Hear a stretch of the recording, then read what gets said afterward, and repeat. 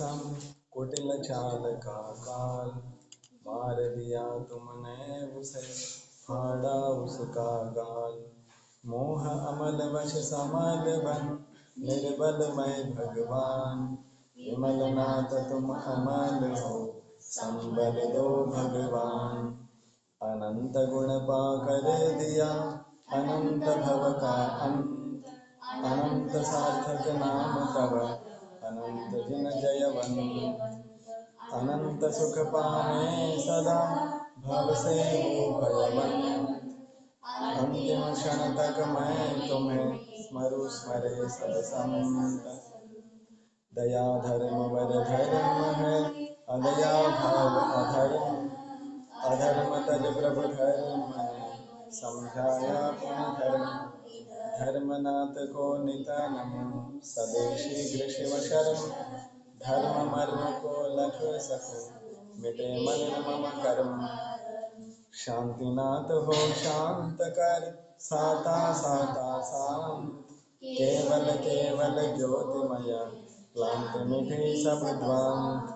सकल ज्ञान से सकल को ज्ञान रहे जगदीश, विकल रहे जड़ देह से विमल नमो नत शीश। ध्यान अग्नि से नष्ट कर प्रथम पाप परिताप, कुंथनाथ पुरुषार्थ से बने न अपने आप। ऐसे मुझ पे हो कृपा मम मन मुझ में आए, जिस विध फल में लवण है जल में घुल मिल जाए। नाम मात्र भी नहीं रखो नाम काम से काम, ललाम आतम में करो विराम आठो याम।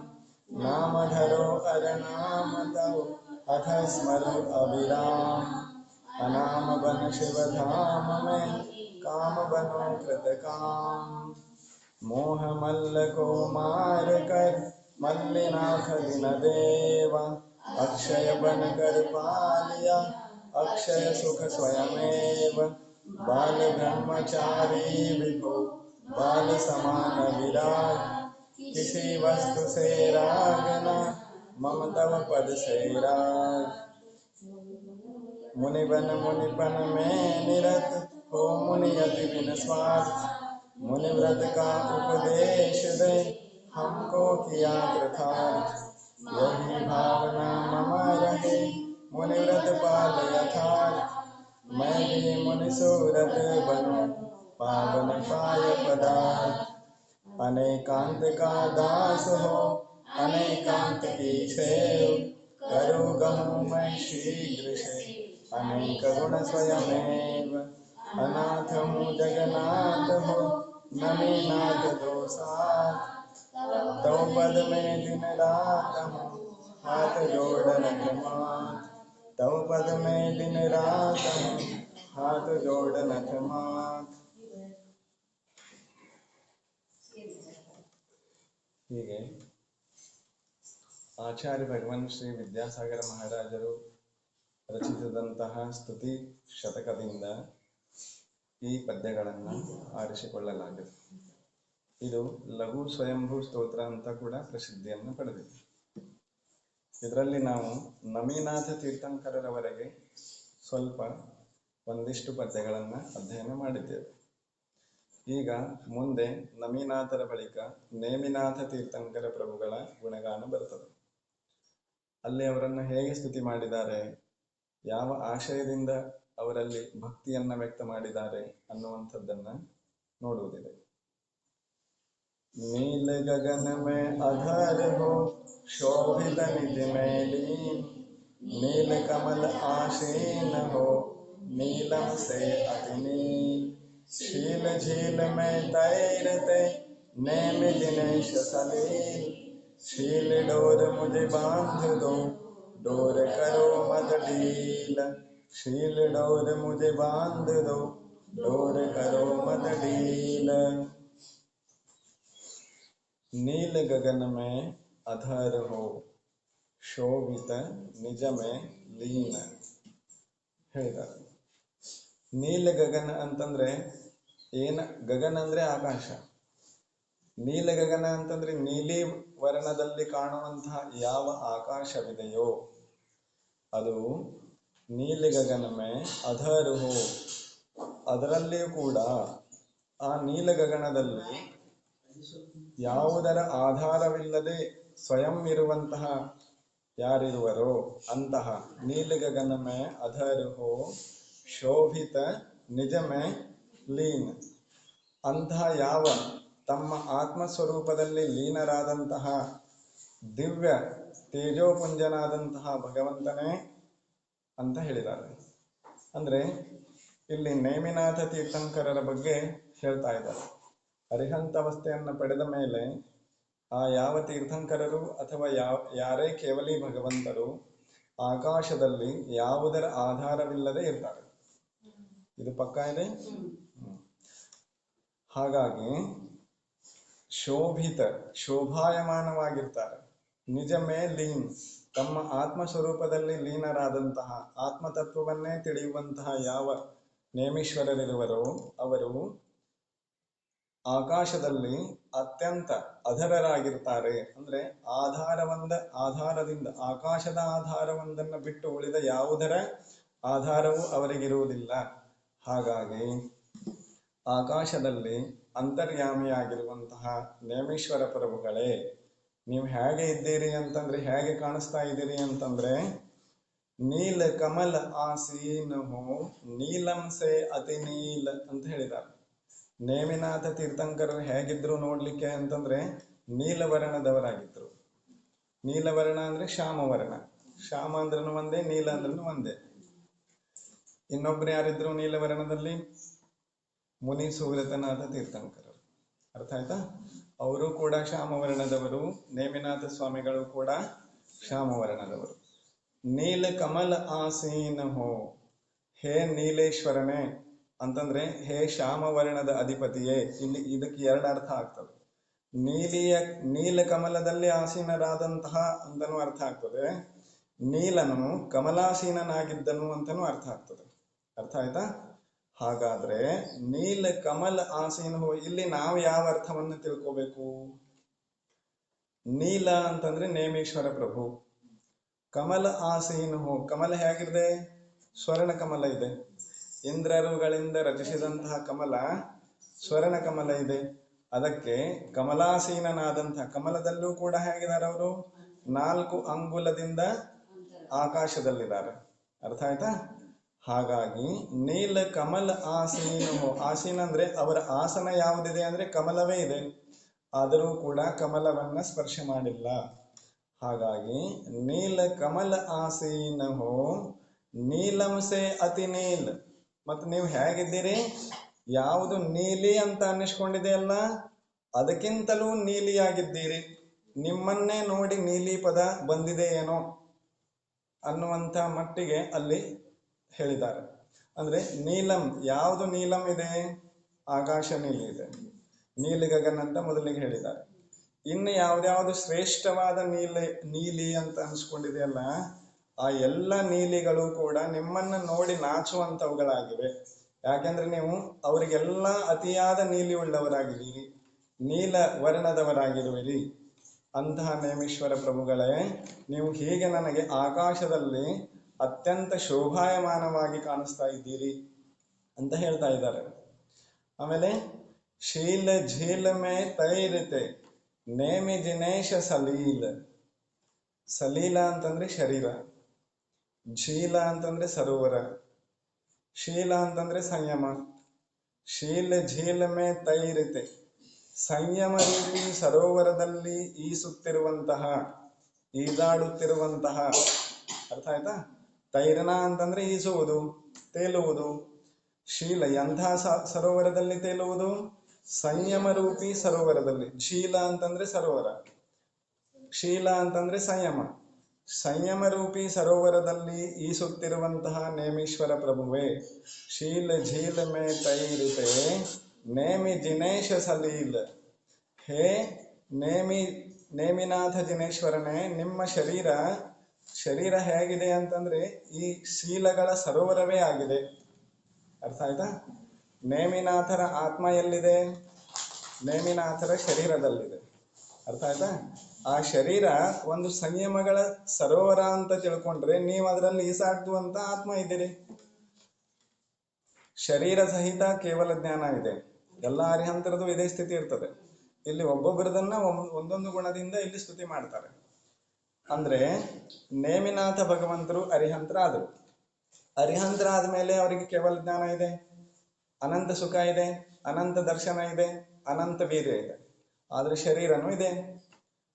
ಶರೀರದಲ್ಲೇ ಆತ್ಮ ಇದೆಯೋ, ಆತ್ಮದ ಒಳಗಡೆ ಶರೀರ ಇದೆ? ಶರೀರ ಸ್ಥಿತ ಆತ್ಮ ಇದೆ, ಇದು ಪಕ್ಕ ಇದೆ. ಶರೀರದಲ್ಲಿನೂ ಅನ್ನೋದು ಶರೀರ ಸ್ಥಿತ ಆತ್ಮ ಇದೆ. ಶರೀರ ಎಷ್ಟಿದೆ ಅಷ್ಟು ಆತ್ಮ ಇದೆ. ಅರ್ಥ ಆಯ್ತಾ? ಹಾಗಾಗಿ ನಮಗೆ ಕೊನೆಯ ಲೇಯರ್ ಹತ್ತದೆ ಇದು ಶರೀರನೋ ಆತ್ಮನೋ? ಶರೀರ. ಅದಕ್ಕಾಗಿ ಶರೀರ ಸ್ಥಿತ ಆತ್ಮ ಅಂದ್ರೆ ಕರೆಕ್ಟ್ ಆಗ್ಬೋದು. ಶರೀರ ಸ್ಥಿತ ಆತ್ಮ, ಈ ಶರೀರದಲ್ಲಿ ಇರುವಂತಹ ಆತ್ಮ ಈ ಶರೀರವನ್ನ ಅಲ್ಲಿ ಯಾವುದಕ್ಕೆ ಹೋಲಿಸಿದ್ದಾರೆ? ಸಂಯಮಗಳ ಸರೋವರಕ್ಕೆ ಹೋಲಿಸಿದ್ದಾರೆ. ಸರೋವರ ಅಂದ್ರೆ ಕೆರೆ, ಅಥವಾ ನಮ್ಮ ಭಾಷೆಯಲ್ಲಿ ಹಳ್ಳ, ಕೊಳ್ಳ, ನದಿ ಅಂತ ಕರಿತೇವಲ್ಲ. ಯಾವ ನೀರು ಮೂಲ ಆಕಾರವನ್ನ ಹುಟ್ಟು ಹಾಕುವಂಥದ್ದಿರ್ತದೆಯಲ್ಲ, ಅದನ್ನ ಸರೋವರ ಅಂತ ಹೇಳಿದ್ದಾರೆ. ಜಗತ್ತಿನಲ್ಲಿ ಸಮುದ್ರಗಳನ್ನ ಬಿಟ್ರೆ, ಲವಣಾದಿ ಸಮುದ್ರಗಳಿದಾವಲ್ಲ, ಅವುಗಳನ್ನ ಬಿಟ್ರೆ ನಮ್ಮ ಎಲ್ಲಾ ನದಿಗಳಿಗೂ ನೀರುಗಳು ಎಲ್ಲಿಂದ ಬರ್ತವೆ? ಸರೋವರದಿಂದ ಬರ್ತವೆ. ಭರತ ಕ್ಷೇತ್ರಕ್ಕೆ ಗಂಗಾ ನದಿ, ಸಿಂಧು ನದಿ ಹರಿತವೆ. ಇವುಗಳು ಎಲ್ಲಿಂದ ಹುಟ್ಟುತ್ತವೆ? ಪದ್ಮ ಸರೋವರದಿಂದ ಹುಟ್ಟುತ್ತವೆ. ಅಂದ್ರೆ ನದಿಗಳಿಗೆ ಮೂಲ ಆಕಾರ ಸರೋವರ ಆಯಿತು. ಹಾಗಾಗಿ ಈ ಶರೀರ, ಹೇ ಪ್ರಭುವೆ, ನೀವು ಯಾವ ಶರೀರವನ್ನ ಧಾರಣೆ ಮಾಡಿದ್ದೀರಿ ಅದು ಶೀಲ ಝೀಲ ಮೇ ತೈರಿತೆ, ಆ ಶರೀರ ಸಂಯಮಗಳ ಸರೋವರ ಇದ್ದಂಗಿದೆ. ನಿಮ್ಮ ಏನು ಶರೀರ ಇದೆಯಲ್ಲ ಅದು ಸಂಯಮಗಳ ಸರೋವರವಿದೆ. ಮತ್ತು ನೇಮೀಶ್ವರ, ನೀವು ಏನಿದ್ದೀರಲ್ಲ ಒಳಗಡೆ ಆತ್ಮ, ಆ ಶರೀರದಲ್ಲಿ ಈಸಾಡುತ್ತಿರುವಿರಿ. ಅಂದ್ರೆ ಸಂಯಮಗಳ ಸಾಗರನೇ ನೀನಾಗಿದ್ದೀಯಾ ಅಂತ. ಯಾಕೆ ಹೇಳಿದ್ದಾರೆ ಅಂತಂದ್ರೆ ಅರಿಹಂತರಿಗೆ 18,000 ಶೀಲಗಳಿರ್ತವೆ. ಅರ್ಥ ಆಯ್ತಾ? ಅರಿಹಂತರಿಗೆ 18,000 ಶೀಲಗಳಿರುವಾಗ ಅದರ ಪೂರ್ಣತೆ 14ನೇ ಗುಣಸ್ಥಾನದಲ್ಲಿ ಆಗ್ತದೆ. ಇನ್ನೇನು ಒಂದು ಸ್ವಲ್ಪ ಸಮಯ ಆಯಿತು ಅಂದ್ರೆ ನೀವು ಪೂರ್ಣ ಶೈಲೇಶಿಗಳಾಗುವಿರಿ. ಅದಕ್ಕಾಗಿ ಈಗ ನೀವು ಸದ್ಯದ ಪರಿಸ್ಥಿತಿ ನೀವು ಹೇಗೆ ನನಗೆ ಕಾಣಿಸ್ತಾ ಇದ್ದೀರಿ ಅಂತಂದ್ರೆ ಶೀಲಗಳ ಸರೋವರದಲ್ಲಿ ಈಸುತ್ತಿರುವಂತಹ ನೇಮಿ ಜಿನೇಶರಾಗಿರುವಿರಿ. ನೇಮಿ ಅಂತಂದ್ರೆ ಅದಕ್ಕೊಂದು ಅರ್ಥ ಇದೆ. ನೇಮಿ ಅಂದ್ರೆ ಏನು ಗೊತ್ತಾ?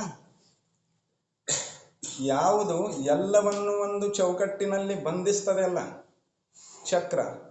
ಈಗ ಸೈಕಲ್ ಕಡ್ಡಿಗಳಿದಾವೆ. ಸೈಕಲ್ ಕಡ್ಡಿಗಳ ಎಲ್ಲಾ ಚಕ್ರಗಳನ್ನು ಒಂದು ರೀಮ್ ನಲ್ಲಿ ಬಂಧಿಸ್ತಾರೆ. ಆ ರೀಮ್ ಇದೆಯಲ್ಲ, ರೀಮ್, ಅದಕ್ಕೆ ನೇಮಿ ಅಂತ ಕರೀತಾರೆ. ಈಗ ಎತ್ತಿನ ಗಾಡಿ ಮೇಲೆ ಕವರ್ ಹಾಕಿರ್ತಾರಲ್ಲ, ಅದು ನೇಮಿ. ಬಳೆಯ ಒಳಗಡೆ ಗೆರೆಗಳನ್ನು ಎಳೆದ್ರೆ ಅದು ಕಡ್ಡಿಗಳಾಯ್ತು. ಕಡ್ಡಿಗಳನ್ನೆಲ್ಲ ಒಂದು ಬೌಂಡ್ರಿಗೆ ಬಂಧಿಸ್ತಾರಲ್ಲ, ಅದನ್ನ ನೇಮಿ ಅಂತ ಕರೀತಾರೆ. ಇಲ್ಲಿ ನೇಮಿನಾಥ ಅಂದ್ರೆ ಅವರ ಸಾರ್ಥಕ ಹೆಸರು ಏನು ಅಂತಂದ್ರೆ ಎಲ್ಲಾ ಜನಸಮೂಹವನ್ನ, ಜೀವರಾಶಿಗಳನ್ನ ಧರ್ಮದ ಚೌಕಟ್ಟಿನಲ್ಲಿ ಬಂಧಿಸಿ ಅವುಗಳ ಪರಿಧಿಯಾಗಿರುವ ನೀವುಗಳು ನೇಮಿನಾಥ ಪ್ರಭುಗಳು ಅನ್ನುವ ಅರ್ಥ ಬರ್ತದೆ. ಅರ್ಥ ಆಯ್ತಾ? ನಮ್ಮ ಊರಿನ ಮೂಲ ನಾಯಕರು ಕೂಡ ನೇಮಿನಾಥ ಪ್ರಭುಗಳೇ ಇದ್ದಾರೆ. ಅರ್ಥ ಆಯ್ತಾ?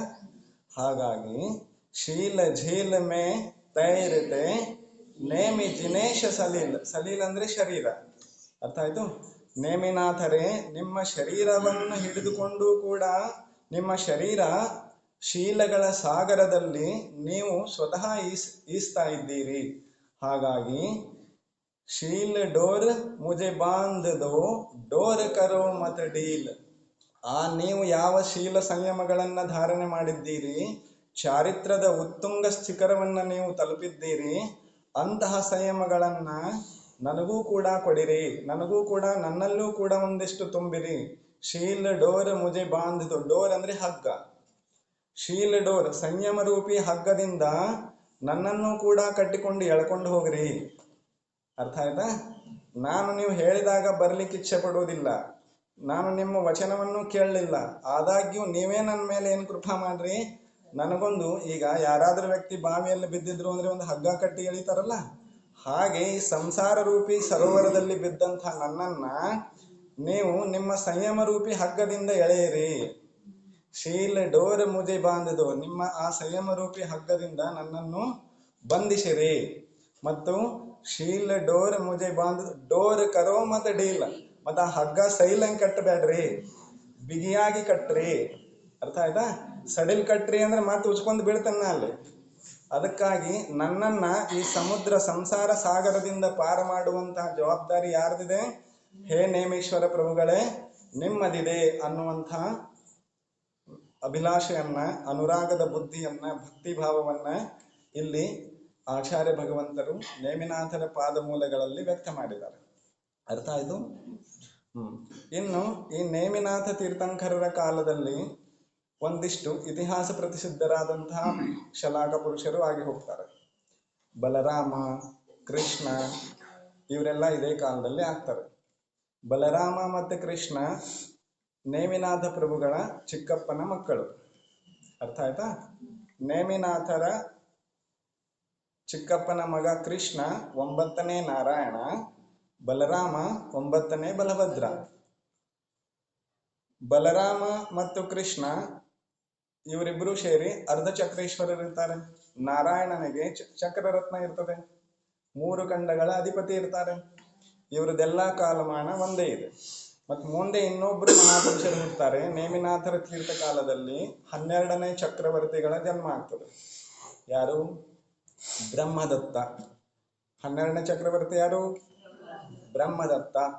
ಅಂದ್ರೆ ಸುಮಾರು 1000 ವರ್ಷಗಳ ಬಳಿಕ, ನೇಮಿನಾಥರು ಮೋಕ್ಷಕ್ಕೆ ಹೋಗಿ 1000 ವರ್ಷಗಳ ಬಳಿಕ ಬ್ರಹ್ಮದತ್ತ ಮಹಾರಾಜನ, ಸಾಮ್ರಾಟನ ಜನ್ಮ ಈ ಧರತಿಯಲ್ಲಿ ಆಗಿತ್ತು. ಷಟ್ಕಂಡಾಧಿಪತಿಗಳಲ್ಲಿ ಕೊನೆಯ ಅರಸ. ಅರ್ಥ ಆಯ್ತಾ? ಭರತೇಶ್ವರ ಮೊದಲನೆಯ ಚಕ್ರವರ್ತಿ, ಬ್ರಹ್ಮದತ್ತ ಅದೇ ಸಾಲಿನ ಕೊನೆಯ ಚಕ್ರವರ್ತಿ. ಈ ಕೊನೆಯ ಚಕ್ರವರ್ತಿ ನೇಮಿನಾಥರ ತೀರ್ಥ ಕಾಲದಲ್ಲಿ ಆಗಿ ಹೋಗಿದ್ದಾರೆ. ಅರ್ಥ ಆಯ್ತು? ಇನ್ನೊಂದಿಷ್ಟು ನೇಮಿನಾಥ ತೀರ್ಥಂಕರರ ಬಗ್ಗೆ ತಿಳ್ಕೊಳ್ಳುವುದು. ಇವರು ಎಷ್ಟನೇ ನಂಬರ್ ತೀರ್ಥಂಕರರು? 22ನೇ ನಂಬರ್ ತೀರ್ಥಂಕರರು. ನಮಿನಾಥರ ಬಳಿಕ ಭಾರತ ಭೂಮಿಯಲ್ಲಿ 5 ಲಕ್ಷ ವರ್ಷಗಳು ಕಳೆದ ಬಳಿಕ, ಎಷ್ಟು? 5 ಲಕ್ಷ ವರ್ಷಗಳು ಕಳೆದ ಬಳಿಕ ಯಾವ ನಗರದಲ್ಲಿ? ಶೌರಿಪುರ ಅಥವಾ ದ್ವಾರಾವತಿ, ದ್ವಾರಿಕಾ, 2 ಹೆಸರುಗಳು ಮಾನ್ಯ ಇದೆ. ಶೌರಿಪುರದಲ್ಲಿ ಜನ್ಮ ಆಯಿತು.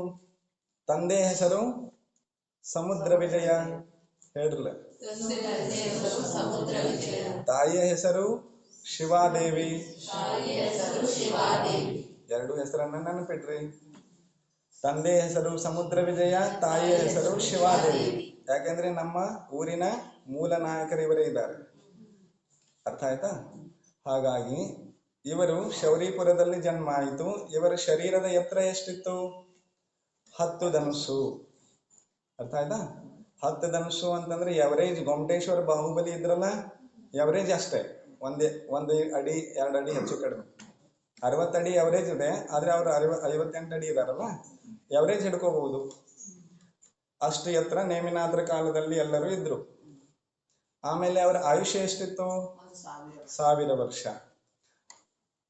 ಆಮೇಲೆ ಅವರ ಕುಮಾರ ಕಾಲ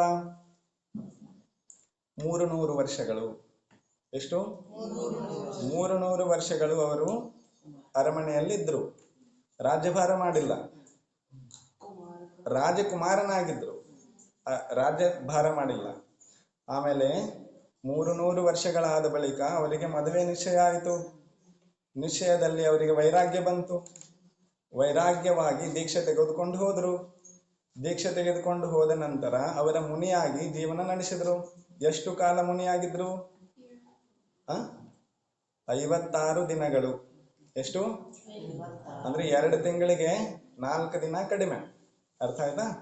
56ನೇ ದಿನಕ್ಕೆ ಅವರಿಗೆ ಕೇವಲ ಜ್ಞಾನ ಆಯಿತು. ಅತ್ಯಂತ ಬೇಗ ಕೇವಲ ಜ್ಞಾನ ಆದವರಲ್ಲಿ ಇವರು 2ನೇ ನಂಬರ್. 1ನೇ ನಂಬರ್ ಯಾರು?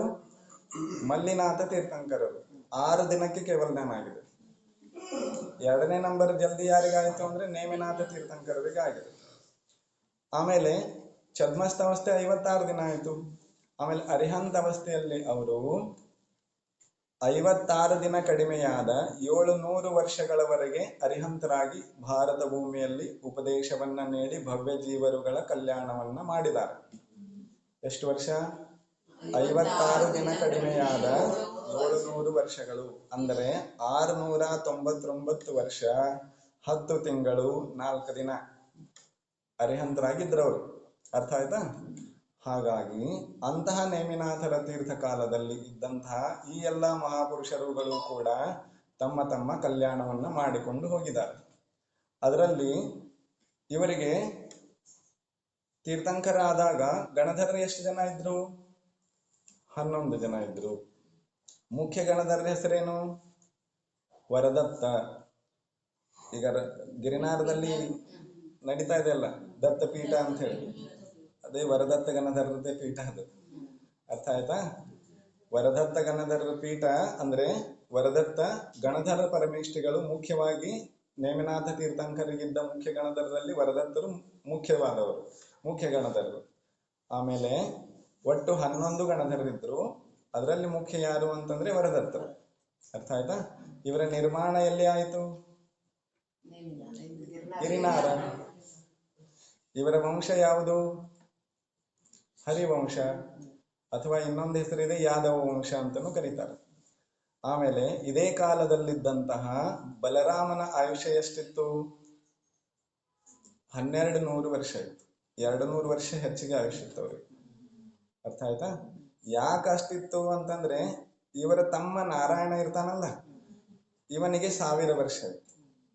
ಯಾಕೆಂದ್ರೆ ಮೊದಲು ನಾರಾಯಣ ಸಾಯ್ತಾರೆ, ಸತ್ತ ಮೇಲೆ ಇವರಿಗೆ ವೈರಾಗ್ಯ ಬರ್ತದೆ. ವೈರಾಗ್ಯ ಬಂದು ಇವರು ತಮ್ಮ ಕಲ್ಯಾಣವನ್ನು ಮಾಡ್ಕೋತಾರೆ. ಅದಕ್ಕಾಗಿ ನಾರಾಯಣ ಹುಟ್ಟೋಕ್ಕಿಂತ ಮೊದಲು ಹುಟ್ಟಬೇಕು, ನಾರಾಯಣ ಹೋದ ಮೇಲೆ ಹೋಗ್ಬೇಕು. ಅದಕ್ಕಾಗಿ ಇವರಿಗೆ ನಾರಾಯಣರುಗಳಿಂದ ಹೆಚ್ಚು ಆಯುಷ್ಯ ಇರ್ತದೆ. ಯಾರಿಗೆ? ಬಲಭದ್ರರಿಗೆ. ಅರ್ಥ ಆಯ್ತಾ? ಬಲರಾಮ ದೀಕ್ಷೆ ತಗೊಂಡು ಕಲ್ಯಾಣ ಮಾಡಿಕೊಂಡ್ರು ಮತ್ತು ಅವರು ಈಗ ಸ್ವರ್ಗದಲ್ಲಿ ದೇವ ಇದ್ದಾರೆ, ಮುಂದೆ ಬಂದು ನಿರ್ಮಾಣವನ್ನು ಪಡಿತಾರೆ. ಆಮೇಲೆ ನಾರಾಯಣ ಕೂಡ ಈಗ ತನ್ನ ತೀವ್ರ ಲೋಭದ ಕಾರಣದಿಂದ, ತೀವ್ರ ಕಷಾಯಗಳ ಕಾರಣದಿಂದ ನರಕದಲ್ಲಿದ್ದಾರೆ. ಅಲ್ಲಿಂದ ಬಂದು ತಮ್ಮ ನಿರ್ಮಾಣವನ್ನ ಮಾಡ್ಕೋತಾರೆ. ಅರ್ಥ ಆಯ್ತಾ? ಇದು ಇಷ್ಟು ಸಂಕ್ಷಿಪ್ತವಾಗಿ ನೇಮಿನಾಥ ತೀರ್ಥಂಕರರ ಪರಿಚಯ. प्रभु देव तुम्हारे मुख से निश्चित जो शीतल वाणी, जग जन मन के मद को धोती, अतः कहाती जिनवाणी। जयवंतो माँ जग में तब तक जब तक सूरज चांद रहे, शीशणवाते कर्म हरोमा, अब तक हम विषयांद रहे, अब हम ना विषयांद रहे। जय बोलो जिनवाणी माता की जय।